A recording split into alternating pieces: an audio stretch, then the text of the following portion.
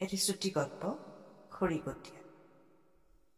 এসময়ত এজন খুব সৎ খৰিকটীয়া আছিল। তেওঁ সদায় জংঘললৈ গৈ খৰি কাটি আনি জীৱিকা নিৰ্বাহ কৰিছিল। এদিন এখন নৈৰ পাৰত খৰি কাটি থাকোঁতে হঠাৎ তেওঁৰ হাতৰ পৰা কুঠাৰখন ছিটিকি নদীৰ পানীত পৰি গ'ল। তেওঁ দুখ মনেৰে পাৰত বহি কান্দিবলৈ ধৰিলে।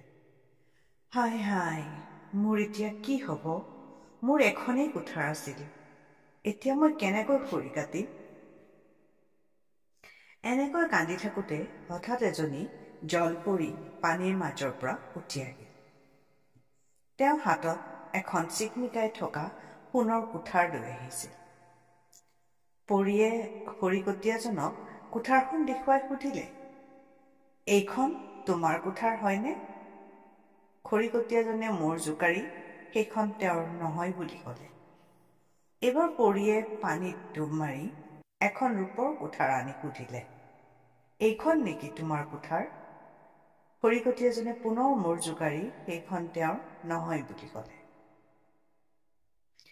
এইবাৰ পৰীজনীয়ে পুনৰ ডুব মাৰি খৰিকটীয়াজনৰ কুঠাৰখন আনি পুনৰ সুধিলে, এইখন নেকি তোমাৰ কুঠাৰ? খৰিকটীয়াজনে এইবাৰ মূৰ দুপিয়াই ক'লে, হয়, সেইখন মোৰ কুঠাৰ হয়।